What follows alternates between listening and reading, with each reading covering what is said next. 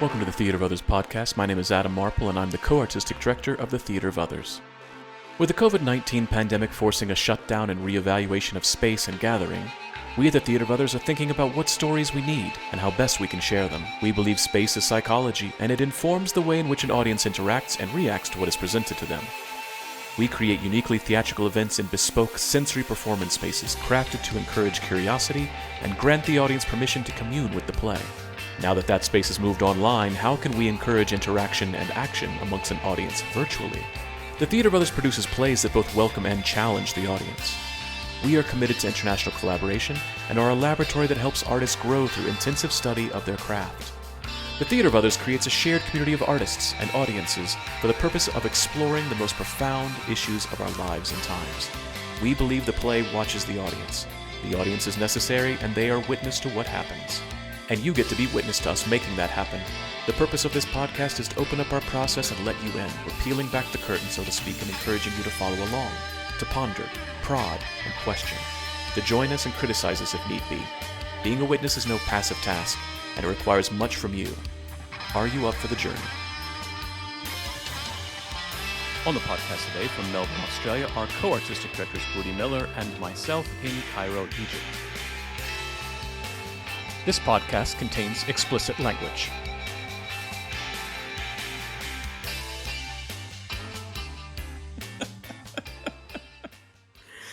Hi, Adam. Hi, Budi. How you going? I'm great. How are you? It's 7 a.m. and I believe that I'm allowed to yawn. You look fantastic at 7 a.m. and you are allowed to yawn no matter what. No matter what Elijah Julian Martinez Elias says to me. says. Exactly, yes. No matter what he says, you can yawn all you want. It's your podcast, and you can yawn if you want to. Y'all, I was at a beautiful having a beautiful conversation with our listener of the podcast, friend of the family, Julian Elijah Martinez, the great actor on Wu-Tang American Saga. And you know what he said to me? He said, Booty, you need to stop yawning on your podcast. I was like, how many times did I yawn? He was like, once is enough.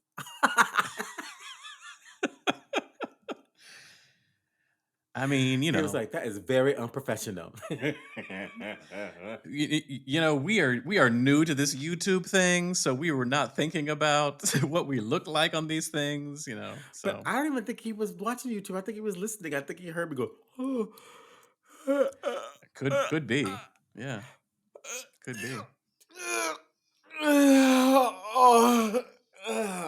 Yeah, you do often take up 15 seconds of the podcast doing that. So, well, you listen to me, Mr. Julian Elijah Martinez. It's my podcast, and I'll yawn if I want to. Yawn if I want to. Yawn if I want to. You would yawn too if it happened to you. Exactly. Oh. Oh my God. Do you like my background? I love it. Do you notice the poster? Yes.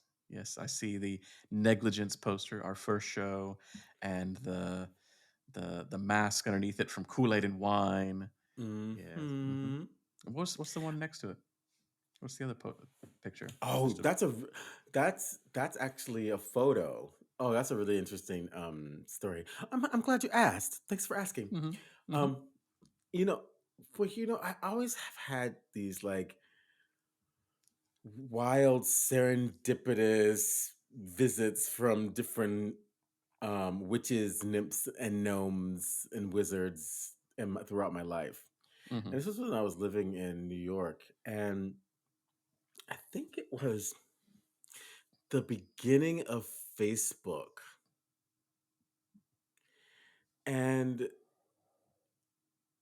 and this is the funny thing, after this moment, once again, this um person disappeared out of my life after this event.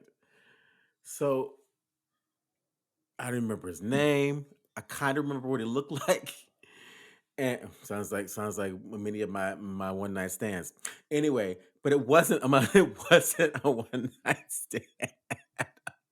It was I they contacted me and said that, oh, they were like, "Oh, you're an acting teacher." And I was like, "Yeah." And he's like, "I've never read a Shakespeare play. Do you have a recommendation?" And then I was like, "Sure." He's like, "What's your favorite play?" I said, "Well, um, Richard II." And he was like, "Oh, okay." And he read it. And a few months later, he contacted me again. He said, "Thank you for that wonderful recommendation. I wanted to I have a gift for you." And I was like, There you go. "Okay." And so he came over, and this is like early Facebook days. So like I didn't know no better, y'all. I didn't know no better. Having some stranger come over my house and say he has a gift for me, I didn't know no Mm-hmm. better. Mm-hmm. Um, You were and the young and gift was naive. that photo, that framed photo, and that photo is a photo of a door that he took, and he said, "I've always loved this photo because I don't know how it works. I don't know. It doesn't have a key. It doesn't have a door handle, and I just don't know how you would open it." And I thought this would be a great gift to give to you because you opened a door in my imagination that never had Oh, been opened.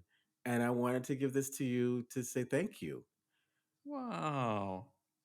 I know. That's lovely. Isn't that cool? That's very cool. It took a different turn than where I thought you were going with early Facebook days and booty calls, but that's lovely. That's really lovely. Buddhist calls in so many different ways, right? Mm-hmm, Hmm. mm-hmm. No, but and then I never saw him again. I never heard from him again. Never saw him again. And it's been one of my most prized pieces in my collection of art. Mm-hmm. And then doors have actually followed me everywhere. This is the room of doors. But my bed's a mess. I was gonna show the bed, but it doesn't matter. This, if I turn slightly here, okay, you can see Is all that the it? Is stuff that in it? my bed. Uh-huh. But look at that door. Yeah. There's another door. And Mm-hmm. then if I turn and rotate this way, There's a door behind you. there's a door behind me. And then there's another door, a window. Oh, that's a window. That's a Okay. window. That's a window. That's a window painting. But yeah, so I like The the motif of motif of like portals. You know what I mean? Like doors. You open the doors. You go through the window. Um, you could even say that the mask behind you is also a portal. Well, that's definitely a portal. That Mm-hmm. mask behind me is a barong mask. That's the most positive image in Bali. Exactly. And fun fact, as we talk about Bali, the Yeah. barong mask is one of the most important images of Bali. And Ey Andibia, your teacher, who you'll be working with when you come and train in Bali, y'all, Mm-hmm. his family, his father invented and created the barong mask. So the barong mask is what they would before they had doctors and penicillin, they would say that the village had a demon or a curse when someone got ill. So they bring out the barong mask and they parade it around the image around the village, so the image could heal the community. So it's a very important mask in Bali and a very important dance. And Iwayan Dibia's father designed it. The Singapadu is the barong village, and we still have some spaces left for Bali, so come train with us. That's right. We do. We do. We do. It's going to be amazing. It's going to The be 19th to fantastic. the 29th of April, y'all. Not of April. That's already Oh, passed. did I say April? You August. did. August. Not in August. April, y'all. 19th, In August. 19th, 29th of August. Yeah. In 1953. Oh, Hmm. that's in the past. Yeah. How are you, Adam? I'm good. I'm coming up on my last week of spring break. Oh, it's been a terrible 3 weeks, and now I have to go back to work. A terrible three Sigh. weeks of no work. Yeah, exactly. The Red No, it's Sea. it's been lovely. It's been really lovely just to do nothing every single day, and yeah, to work on COP28 projects, to work on sustainable theater stuff, to work on Mm. company stuff today. We had a good meeting today. So Oh, it it's was been today really for good. you. It was last night for me. That's true. Yeah. Yes, Yeah. yes, yes. Busy, busy, busy. We're Yeah. busy, busy, busy. Lots of things going on. Lots of things going on. Hmm. Hmm. I'm Hmm. really excited about COP28. I think it's going to be amazing. It's really cool. It's really, really cool. And not only will it be us, but there's this growing uh, partnership with all of these amazing schools and institutions and organizations that are so gung ho and interested in going to do their own thing that we're talking with and working with. And yeah, it's going to be really Should you let our fascinating. listeners know what's happening with COP28? Okay, so there's two things that's happening. So we, as a company, if we've been alluding to, we're going to be doing a show.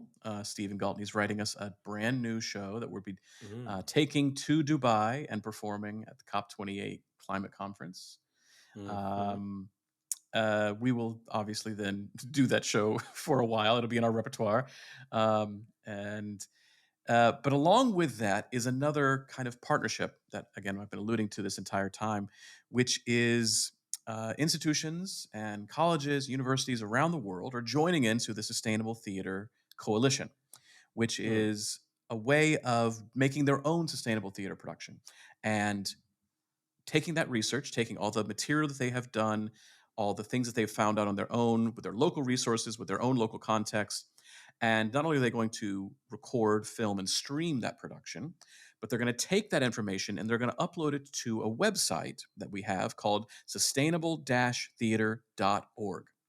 And it's going to be a Wikipedia page for sustainable theater practices. So we are Mm. partnering with the Broadway Theater Alliance and Sustainable Theater Toolkit and the UK's Green Theatre Book. And every institution is adding all of their information to it so that you can eventually go to this website. And if you're trying to make a production and you want to make it more sustainable, you can start to learn what LED light should I be using? What resources can I find for sustainable costume making? Is this paint better than this paint? I mean, you can go nitty gritty all the way to HVAC systems. So there are people all over the world who are really doing this amazing work, but they're doing it solo. They're doing it siloed in different places around the world. And so we're creating a depository where everybody can come and put that information and take that information out, a Wikipedia of sustainable theater practices. And we'll be launching that at COP28 with the productions, our production, and the other organizations who are also coming. Their productions will be on there. You can watch them. So it's not just here's some stuff that you could use, here's some stuff that you can use, and then here's a video proving the thing that we've done. So you could actually Mm. watch the performances use the sustainable theater making techniques and see that it's still aesthetically pleasing. It does not lose its beauty, it does not lose its value. It actually enhances it because we know what it took to make it. So we're really, really super excited about that. We'll be talking more and more about this over over the months as it grows, and we have a sense of what our show is going to be about. But I'm super excited about this. This is basically my full-time job now, and I'm happy about it. So Yeah. I have a question. Yeah. Are there any regions of the world that we would like to get involved that aren't represented? You know what? Yes, there are, absolutely, and it's so bizarre that I have to say this. Asia is underrepresented in this partnership, and Hello. and it's not that I've not put out the call. It's not that I've talked to people. It's just that I don't know what's going on. We've got three organizations in Africa. We have no organizations in Asia right now. So we've got some So phenomenal. if you're listening in Yeah. Asia, what would be a tantalizing thing for them to hear to get them to join on if this isn't a strong enough advertisement employ for them to join? How are they going to fund this? Ah, so we are obviously we're working with British councils. I have been working with the British Council on my production for COP27, and the British Embassy, the British Council are helping the overall project. So we have important ties that we can help you find funding with your local British Council if you have them in your country, Mm, so that you can do your own production. But again, this is a thing where you're just making a production that you would normally make. You're just trying to make that sustainable. And then there is an open invitation for you to come to Dubai if you want to perform it there. But if you can't come, and it's understandable, and we probably all shouldn't be going to Dubai because of climate change, um, for you to perform it, to record it, to stream it, and then to put your research online and help other people around the world. So we've got some great universities that are involved in this, and they're super excited to work and have this partnership because everybody's interested in doing this work and wanting to share it. So it's just a thing where I know this, you know this from academia. You get kind of bogged down in stuff, and you can't think about a new project, and then you kind of go, "Oh, I wish I had joined in on that and been a part of it from the beginning." And here's your opportunity. That's what I'm saying. yeah, Yeah. exactly, exactly. And you can contact Adam. Exactly. Yeah.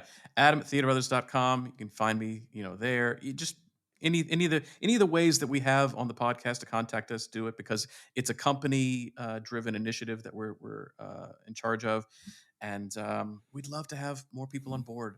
Um, I will be able to announce the partner universities very, very soon. But there's some exciting names and some exciting things that we're planning and still working on. Hmm. Um, yeah, so Asia and Latin America, the two Yo, underrepresented come on! places in the We know world. you're listening, Yeah. so come join us with the sustainable, Mhm. su- I- Sustainable Theater Coalition. There you go. sustainable, sustainable Just coalition sustainable. for Just yeah, theater. yeah. Sustainable. I'm sorry, I almost yawned, so I had to like Yeah, catch my you did. yawn, and then I couldn't Mhm. speak. It's just, Mhm. systems, Mhm. Systems and sustainables. yeah, exactly. It's because I haven't done my warm up, my vocal warm up. Ah. Mhm. Oh, I oh. I hope that's not what you do. I hope as a voice teacher, that's not what you're teaching people. Ah! Oh, oh. Good. Oh, yeah. Now I'm ready for my cool down. Okay, okay, done. Bye. Thank you. Love you. Bye. Mhm, mhm, mhm. Yeah. Do you see what I did there? Thank you. Thank you very much. I was wondering how we were gonna get there. Get where, Adam Partel? To our segue to our topic for today. Did I just segue? You Oh did, the my! master of segues. I am the master of segues. That's Yeah, what. Why I would have thought that for my 50th birthday that you would have bought me a Segway, but you didn't even buy me a Segway.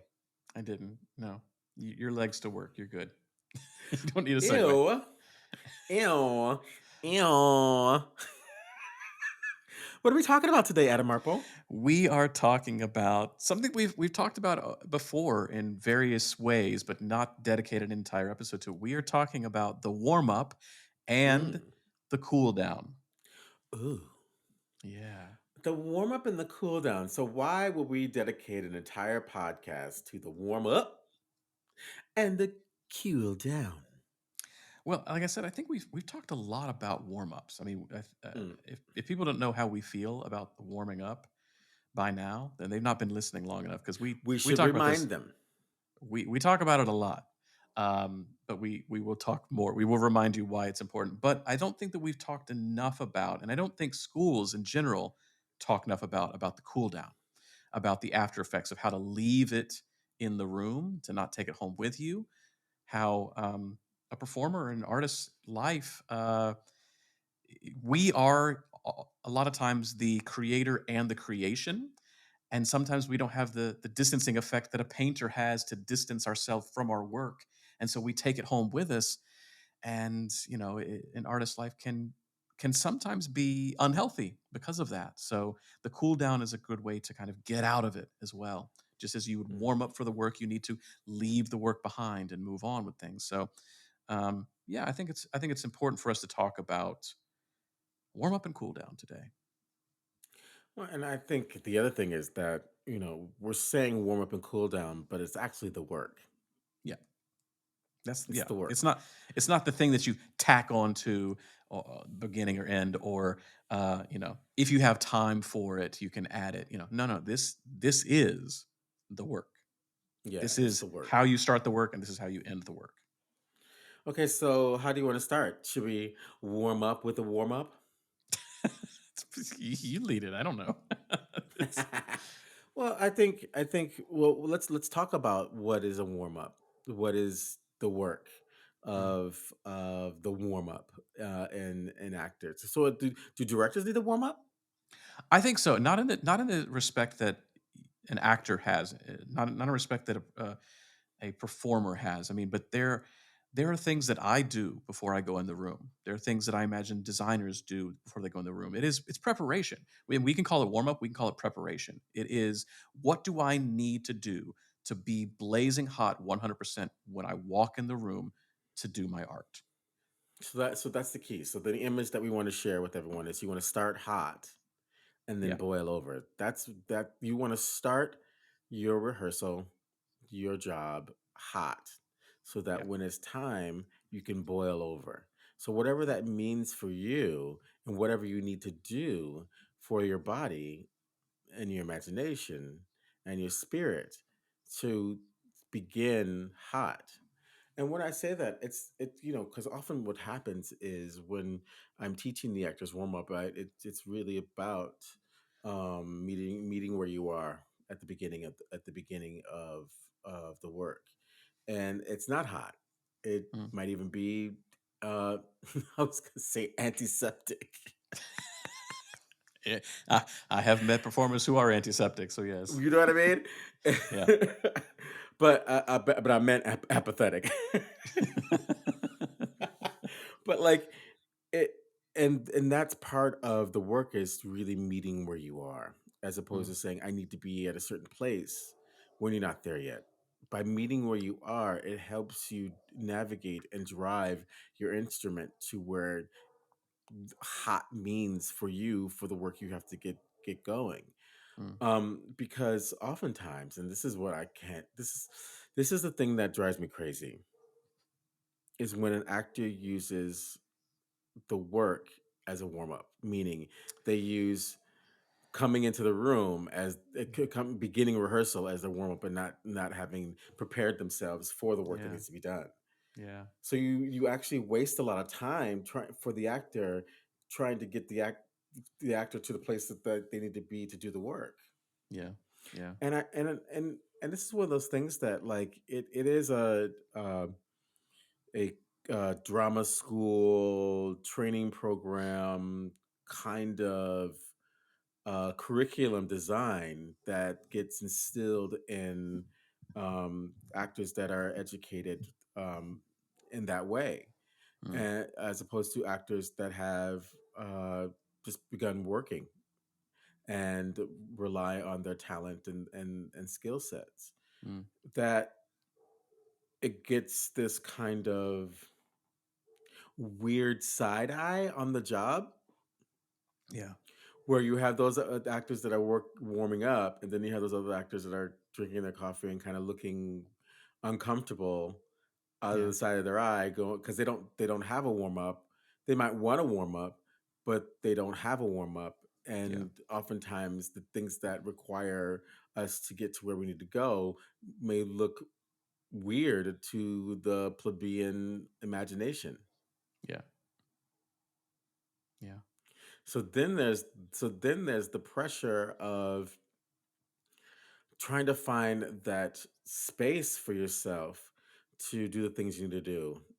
And for those kind of situations, the two things that normally do, I either arrive at the theater really early. Mm-hmm. I like to arrive really early. I like to be at the theater like 2 hours before call time. I do, because I just it helps me just get out of my city body, Mm-hmm. and that's a luxury and a privilege, because some people have to, do other work, and there are other things that are important, but I also block out that time so that nothing else gets in the way. Yeah. But I also have that privilege to be able to do that. And that may not be the scenario for some people. Another thing that I used to do when I was living in New York, um, is I would warm up before I left the house to go to um, the theater. I'd get a good warm up done before I'd head off, and then I just kind of top up when I Yeah. got to the theater. Um, and the things that I do is I kind of do I have like it's kind of a kinesthetic checklist. It's not necessarily a checklist that I tick boxes. Go, okay, I did that, I did that, I did that. I follow where my body needs to go, because the at this point in my life, all of my work is so integrated and embodied that I know where my body needs to be. Right. You know, Right.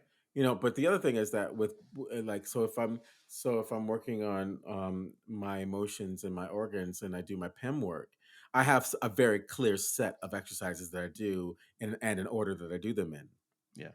which is really helpful. Which is why Stefan Camp like created the work. It's very comprehensive, and I have got my PEM in. And I usually start with my Fitzmaurice voice work. I always start with Fitzmaurice voice work, just to get into my breath, to get into my body. That also takes me into my deep breathing with my PEM work. Um, and because the Fitzmaurice voice work opens up my breath, opens up my imagination, opens up my sense of well-being and presence in the space. And then that's after I've done my Fitzmaurice and my PEM. I start to um, play with the work. I have sections, like if I'm doing. Okay, this is a little trick that I do, y'all, and this is this is how I coach actors. Whatever role you're playing, what's really great to do, as kind of like making sure the notes are there, is I like lip sync my lines, and I do the actions, and I follow my body as I'm doing the actions, and I'm mouthing the lines as I'm thinking them, and then I'm moving through the images. It's a preparation for when I'm performing, that gets activated. So what it does is it activates my nervous system to begin to map out the worlds that I go into when I'm performing, and it also tells my body that we're about to start working. Mm-hmm. So that when I'm doing the work on the stage, it's all ready to go. Mm-hmm.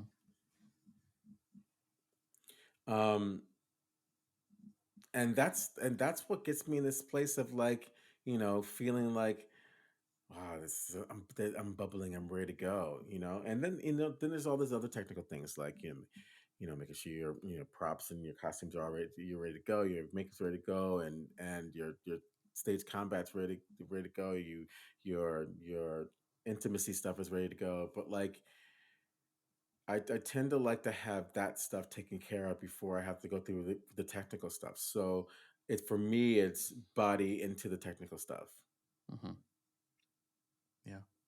as opposed to what a lot of actors do is they do their technical stuff, and then they go, okay, that's done. Okay, I'm gonna go get myself ready. And Right. I find that when the body is hot and ready to go, the technical stuff, once again, it, activates the nervous system to remind it that it's got work to do, Yeah. and this is coming. Yeah. As a director, Adam, Mm-hmm. Do you ever what do you see in actors when they're when these kinds of scenarios were versus like the one actor in the corner that's doing the work and the other actor in the corner that's sipping their coffee and on their Instagram? What What are the I results know of the answer that? to this. Yeah, I want you exactly. to I know the answer to it, but can you just speak on that because it's a very common thing. And for It's young directors, have how would you um, advise a young director that is dealing with this kind of behavior? Well, first off, it's night and day. I mean, it's night and day. I know if the actor has come in warm or not. It's nobody's kidding anybody. Like you're not fooling anybody with your with your non warm up readiness. Like no you didn't. Don't lie to me. No you didn't.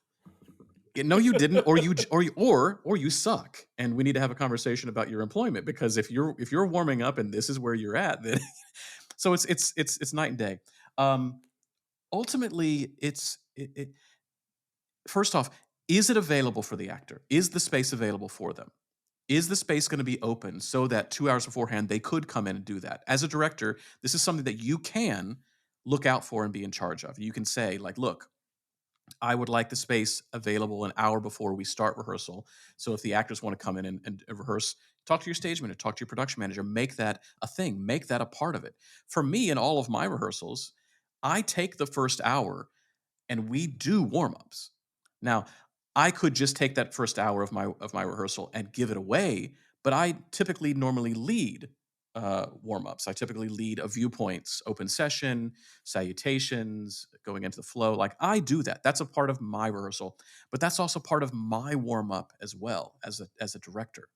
Um, but it's so important for me that I give away an hour of my 4 hour rehearsal to do that thing because the results are real.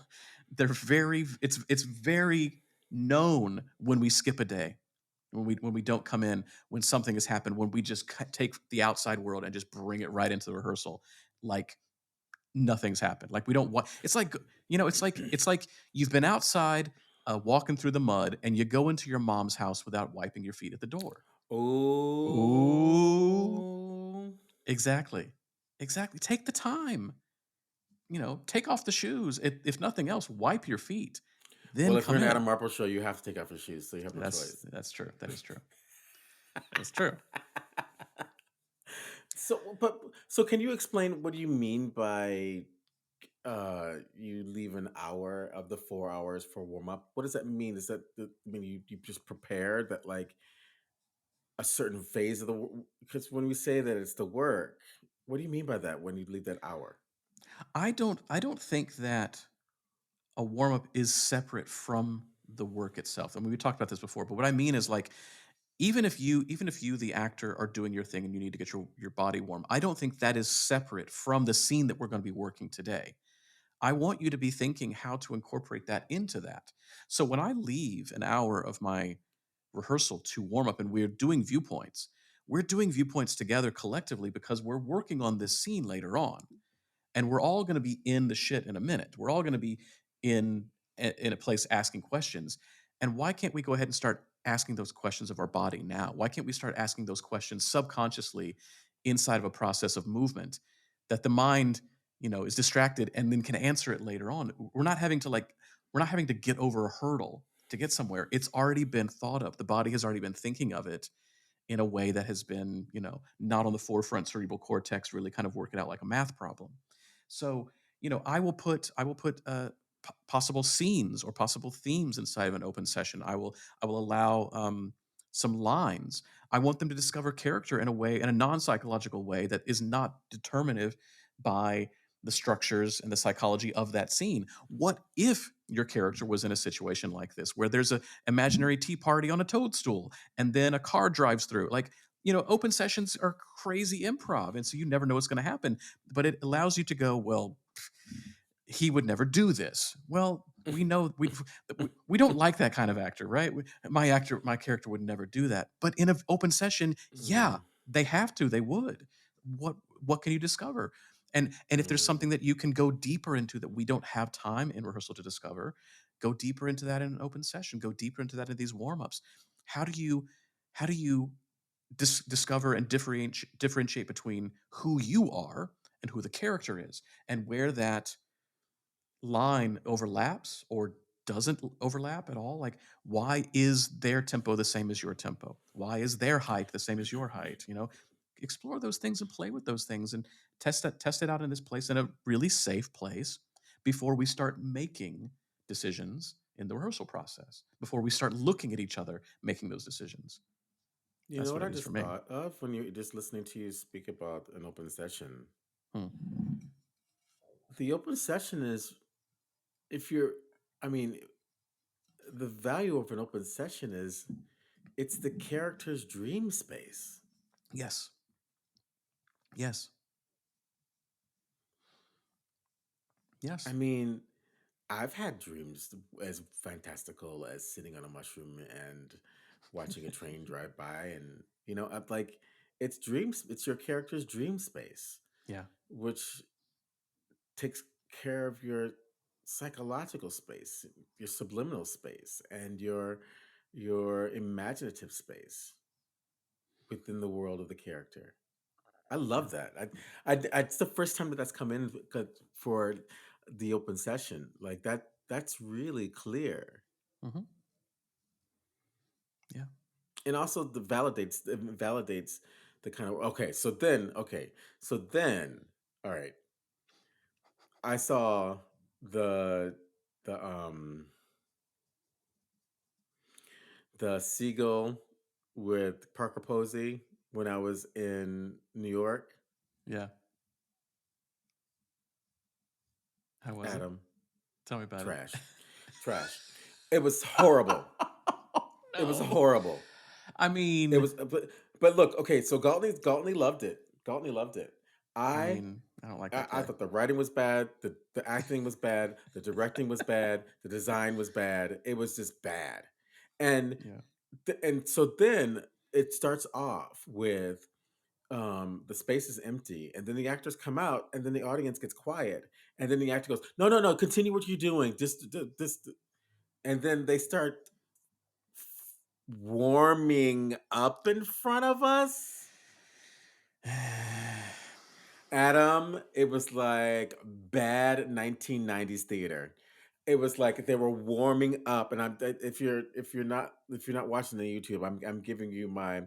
my Air my quotes. my four-finger air quotes, Yeah. warming up, because it was like performing a warm-up, and like they Yeah. literally like were like they circled up, and they had a leader, like they were like ba ba ba ba, like it was like really bad warm-ups too. Mm, And you had Parker Posey and this other older actor kind of like fake, like kind of half doing it, kind of like, well, we're getting paid, this is what they want us to do.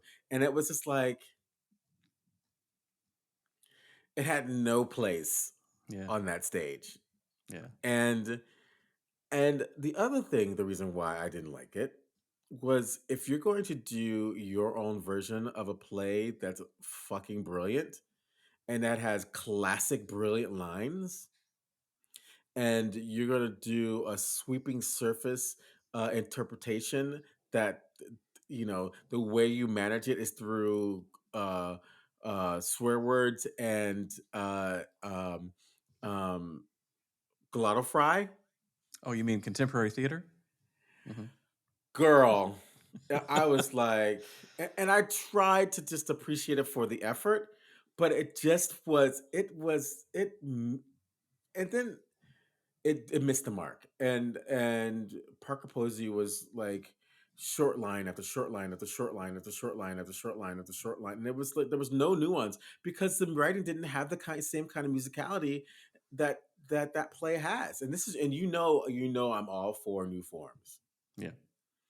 And I'm all for taking the work away from the white man. But there are some white men that throw down on the stage. I mean, there's a And reason we Anton do keep. Chekhov is one of them. I'm sorry. There's a reason we do keep on talking about Chekhov and Shakespeare. He throws down. Yeah. He takes us to places like, if you're going to cut Why are you wearing black? Really? It's an such an iconic moment. If you're gonna cut, if you're gonna cut, I'm an actress, not a banker. So they cut all the funny parts? They cut all the funny parts and tried to put their own version of it. That was not funny. It was stupid. Mm, It did had no wit. It wasn't sharp. It wasn't. It was. next. And look, and Galtney loved it. Galtney loved it, and I think Galtney loved it because he's a playwright. Like he wanted to see this playwright's work, and I was like, then keep Chekhov out of your mouth, Ooh, yeah. playwright. Who was it by? Um, um, I'm look it up, I'm Adam. I'm trying to I'm trying to look I it try up. to. I blocked it out. Is that playwrights? It doesn't matter. I'll find it. I'll put it in the show notes. But It's look, and look, I'm happy for someone to write in and tell me that they loved it and tell me why. Because Chan, it was funny because Chan saw it a night before, and he was like, "I let you. I don't want to. I don't want to influence your opinion. And I was like, "Bitch, I know you." I was like, "Ugh, it's gonna be bad." Because yeah, Chan was like, "I don't want to knowing affect your opinion." knowing him saying that, yeah, Yeah, you know, which and then he's like, "What do you think?" I said, "Ugh, I hate it." He's like, "Oh, thank God, girl, thank God." I said, "Girl, you know I'm not gonna like no the crap like that." Anyway, so what I'm trying to say is we're not, it's like when we say the warm up is a part of the work, you don't do a bad performative 1980s version of actors trying to be actors on stage. yeah, yeah. Yikes. So you've done the show and you are buzzing. You've had an incredible rehearsal and you're flying. Yeah. What needs to happen next, Adam?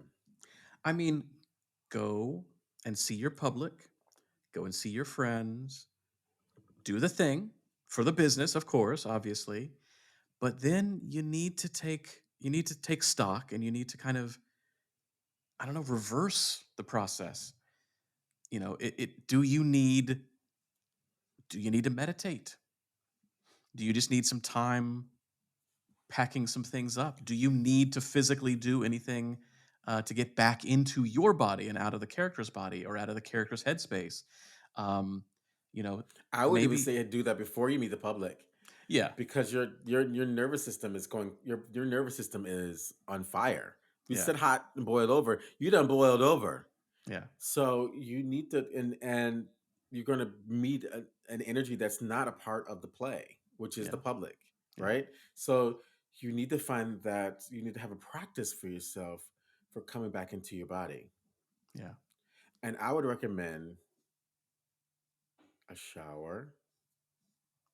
If you can't take a shower, some food, eat food to bring you back into the physical world, changing your breath. Like you said, Adam, find a meditative space, go back into your body. Thank your imagination, thank the character, thank the gods for letting you go to places safely. Put yourself back together.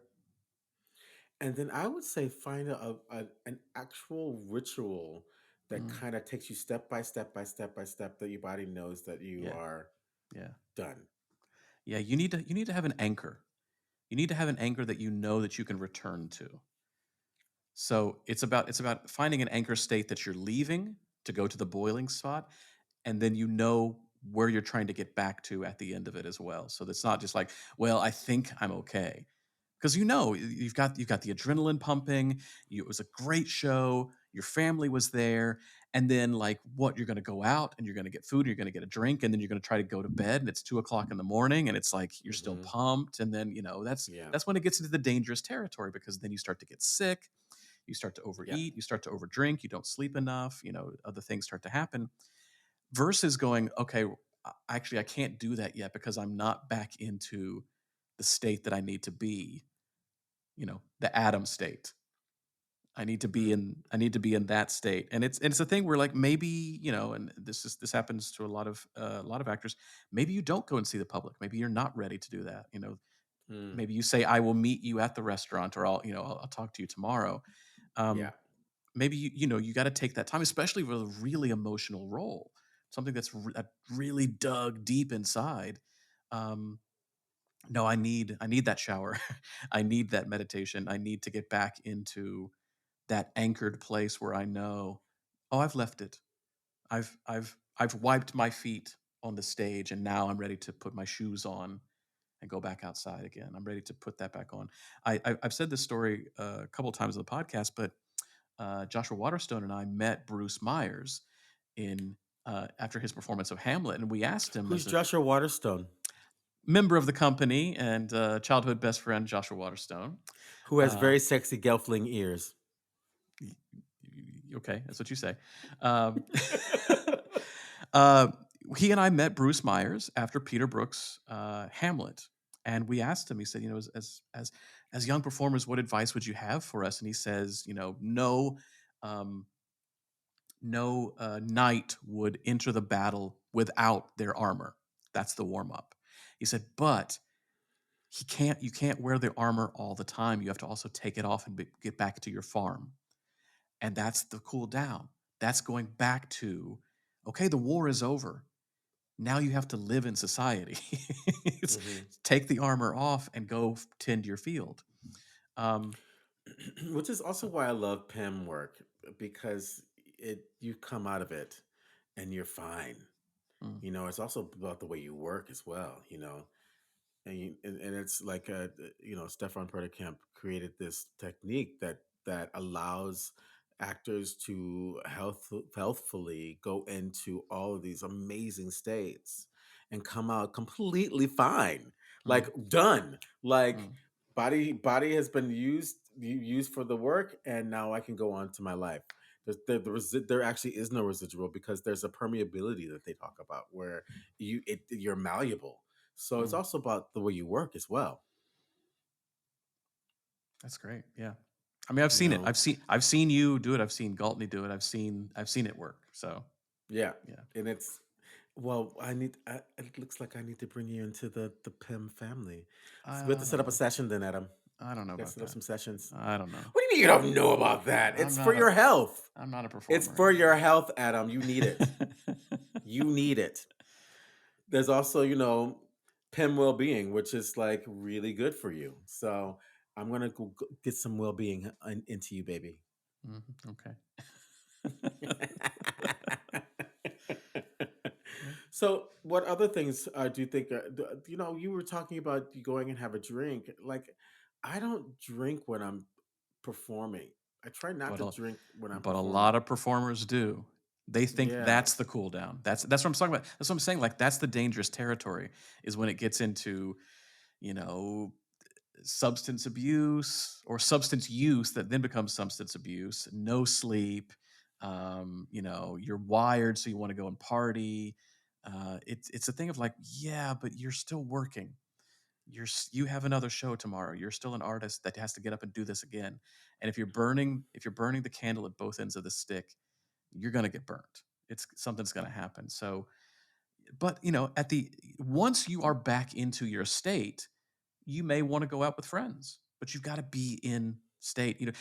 How many times have you been in a situation where you go out with a friend and they're just a little weird because they've not gotten back, right? They're still Hmm. on stage, and it's awkward, and it's the jokes don't quite land, and timing is off on it really is, it's we've seen this. We know how it is. We've been in these situations ourselves where it's just like, I'm not here, guys. I'm really not with Yeah. you. Yeah. Yeah. It's like, Yeah. yeah, yeah. And my thing is that, like, my old brain, as you called me old this morning. We're both old. We're so old. Yeah, but I'm your elder. You respect your elders. Black Um, don't crack. Black don't crack. I don't know what you're talking about. I didn't say I was cracking. I'm saying that you need to, like, respect your elders, boy. Oh, so you agree? You're my elder. Well, Yeah. What am I gonna do? What I'm gonna do? I can't You lie. too. I You can't. too are my You ancestor. don't have to lie, Obama. You ain't got to lie. So, give me your Jedi mind tricks. Do not work on me, motherfucker. So my brain is not young. So if I actually have a drink at night, my brain, the recovery rate it takes for one drink, Yeah, that's true. those brain cells need to Yeah. be used for memory. Yeah. That's true. Yeah. I gotta remember the stuff, Yeah. So it's also just like self care. It is. It's I mean that's another thing is you have to think about is self-care. It's all it should all be self-care. If there's the privilege around, do you have the time to work out? Do you have the time to do the things that you need to do? But this is your job. This is your Yeah. artistry and it's your job. And Mm. why do you give so much time to the other things but you don't give it to this? Like, would you show up to your job hungover? Would Some you people show do. up exactly, right? But they're not long for that world. Would you show Mm. up to your job unprepared for that meeting? Some people do. Hmm. But why are But they you don't giving last long. right? They don't last Why long at the job. so why not give your all to the thing that you actually love doing that is also a job? Hmm. You What hear is the that, state? youngins? You What is hear the that, youngins? state? What is peak state that you need to be in?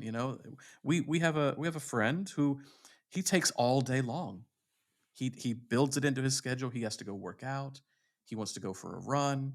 He has to eat by a certain time. He wants to be at the theater at this. He wants to do that. Are you speaking of the our beautiful Yao Peng? Yes, yes, I am. I marvel at the discipline of having to do that, and it's a privilege to be able to do that as well. But like, that's what he needs. That's what he needs. And if that's what he Mm. needs to do his good work, good. So the question is, what is it that you need to do your good work? Have you even thought about it? Have you even built in a ritual for yourself, or do you just kind of wing it every single time? My back's a little sore today. Maybe I should do some back stuff. That's not, that's not good enough, guys. That's not good enough. I think also the thing is if you're not doing something, if your work isn't requiring a cool down, You're not you hot. haven't gone far enough. Yeah, yeah, that's true. Yeah. If whatever you're doing doesn't require a cool down. Now look, this is a double-edged sword because you may be like spear holder number 9. There are no small parts, only small Yeah, actors. but there's a different kind of cool down for spear holder number it's, 9 it's, that's versus true. Willie Loman That's true. Yeah. It's or Clytemnestra just a little bit, just a little different. or Ele Shanoba. Right? So the cooldown should be relative to the work you're doing, Yeah. and the warm up should be relative to the work you're doing. You know, Yeah. if you walk in and your line is, "They've killed the king," I you was you probably don't need a 2 hour warm up. They've killed the king. They've killed the king. They've killed the king. They've killed the king. They have killed the king. And then you may not need to go deeply into your dream space. do you remember that production that we saw at KL Pack of Julius Oh Caesar? my god, the guy that was holding the set on his head. Oh, You yeah. you need to tell everyone about this one. Uh That was amazing. we And he flew was up to falling asleep. yeah, we flew up to KL He Pack didn't do his because warm up. he didn't do his warm up because Eugenio Barba, or no, it was Eugenio Barba directed it, It right? was Eugenio Barba. Yeah, Odin Tietret was there to direct Julius Caesar with friend of the company Pavan Singh, um, and Papan yeah, Singh, yeah, Papan. we went to go see him, and there was an actor that must have been like intern or ensemble or something because they just kept like he just was so distracting on stage that he could like one of those actors that on YouTube you can see like just does this with their body, like just keep shifting their feet in the background, And so, like, we just kept on like laughing, kind of like how distracting he was as an actor. And then the next scene, the director actually used him as scenery. They made him a column, and they put a block on his head to make like a Stonehenge. He was one of the columns of like a Stonehenge thing. And because he kept shifting his feet, the whole set kept shaking. No, but the best part was when he was falling asleep. Yeah, he kept falling asleep. He was falling asleep like but he just like stood there. Like I felt like the director was like, just make him Yeah. like I And feel like the director was stuck with him. He's yeah, like, just that's what I make him mean. part of the furniture. But then even Maybe they'll that was a stop bad moving if I choice. put something on his head. But that was even a worse choice. That was an even worse choice. But then that's I think that's another podcast right there where Yeah. we I think we need to do a series of practitioners like Yeah. because Eugenio Barba, we've got a lot to say about him. Maybe we We should got a lot to say. maybe we should do our next podcast as on Eugenio Barba. Oh, Oh, he's still living, he's still kicking. He's still out there I making it know. work and stuff. Mm, Oh, well, well, this- he's not coming on the podcast. What are we talking about? We can talk about him. we could invite him and then talk about him. There's no doubt he's influential. He's very influential in the Hugely, world of theater. Hugely. But there are theater thinkers and there are theater makers. And sometimes those two are not the same. Yes. Sometimes the two do not meet. Yeah. On that note, I think we should take a break. Yeah. Because I need me some JDB. Mm-hmm. I need me some JDB. It's been a while. So, ladies and gentlemen and non-binary conforming individuals, you are listening. Whoop. What was that? That was your headphone popped out. But I was like, maybe is that subliminal? Do my ears not want to listen to JDB? No, everybody wants to listen to JDB. Are my ears tired of JDB? JDB. Never. That means you're gonna have to bring it. You're gonna have to bring it on this one because you better bring my ear just popped out my headset. My headset is in my ear. Ladies and gentlemen, non-binary conforming individuals, you're listening to the stereo sounds of JDB. Jack David Burmeister.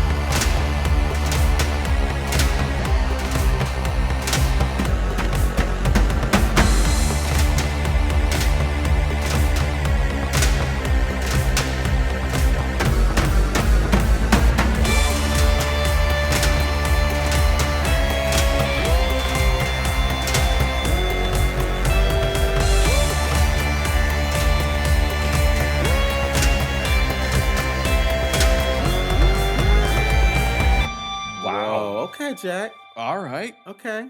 Yeah. When you ask him to bring it, he brings it. Wow. Yeah. Well, I say to my ear pod, shame on you for falling out because that was brilliant. Yeah. So we're at provocations, Adam Marple. Yep. We are. Do you have any provocations? I do. If you haven't already, think about what your ritual is getting into and getting out of a role. I'm a creature of habit. I create rituals and habits in my life. I like structure of things. I like structure of things so that I can be unstructured. I don't want to live in a structured lifestyle, but I want to have the things that I have to do structured so that I can have the spontaneity to do the other things that come across. So, what are the rituals that you build for yourself to get into the peak state you need to be in so that you're blazing hot? And then how do you anchor yourself so that you can get back to it? And what are the rituals that you need to reverse that, to get back into who you are? If you haven't thought about it, why? And then do it now. Think about what it is that works for you and what doesn't work for you. What are your morning rituals and routines? When you wake up, do you just reach for the phone and just start looking at what happened overnight? Or do you do a gratefulness or a gratefulness exercise where you take stock of where you are, you go through your mental schedule of what you're doing? Do you do some stretches in the morning? Do you do any kind of vocal thing when you first wake up? What is it? So I imagine a lot of people don't actually have a morning ritual and an evening ritual. So let's start Mm. there. When you first wake up, what can you do to be in your best state? And at the end of the day, how can you take stock and get yourself ready for bed? Start with a morning ritual, start with an evening ritual, and then see if you can start to build out more rituals for yourself for performance. I think that's really good. And I'm going to add on to that. And if you need help, get into class, y'all. Yep. Get into class. Yep. Come train with us. Come to Oh, Bali. they'll definitely get a warm up there and a cool Yeah, down. train with us. You want to learn what we're doing? Come work with us. Yeah. Very simple. That's your provocation. Come work with us because Ruspet did it, Mm-hmm. and he's amazing. He's doing amazing work. You all say you want to find these places where you to train, and we have places for you to train now. Come train with us. We'd love to teach you the work. Yeah. And Adam Marple, how would we know that these people have done these things? Well, they're going to go to speakpipe.com/theater of others. Again, speakpipe.com/theater of others, theater with an R-E, theater of others, all one word. You give a 90-second voice message there. We'll play it on air. We actually have 2 SpeakPipe messages that we're going to play in an upcoming episode. What? Yeah. And you're just now telling me this? You're telling Well, me I this at the know. end I of the know. I know. Wow, I'm so excited. Yeah, it's really lovely. So you can leave that 90-second voice message. We'll play them on the air. You can also go to podcast at Theater of Others. You can leave us an email.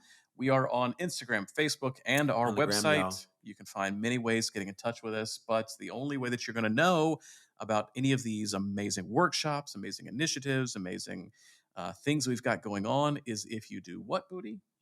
Subscribe, subscribe, subscribe, subscribe. 4 subscribes now. We come into your inbox week. Mm-hmm. It's true. We come to you. Rain, sleet, snow, election day, non-election day, firing of people on Fox News, firing of people on CNN. CNN. Yeah. We come to you week.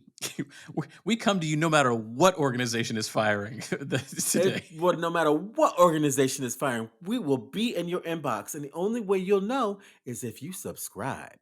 And when you subscribe, you could be like my Uber driver and give us 5 stars. You give me 5 stars, I give you 5 star, 5 star, 5 star, 5 star, 5 star. It's a win-win game, y'all. It's a win-win game. And then if you really like us, leave us a comment. And then it works with the algorithm to make us in the top 1% podcasts of the world. We know we're top 5 already. So we're top 5, yeah. We on the up and up because we can't get Oprah if we're not number 1, y'all. And we got to get Oprah. That's true. That's the dream. Oprah want to be on the show, but she's afraid. Yeah, I understand. Because our ratings aren't high enough. Yeah. And you can help us get there. she's afraid because our ratings aren't high enough. She's afraid. Yeah. Yeah. Oprah's afraid. Mm-hmm. She's fearful of our ratings. Yeah. Exactly. Oprah is she's fearful of our ratings. She's a fearful of our ratings. Yep. She's a fearful of our ratings. Mm-hmm. I love you, Adam. I love you too, Budi. It's so good to see you. You as well. I'll see you next week. Always. Every week. Without fail. Week. And for you listeners, we'll be in your inbox next week. Bye!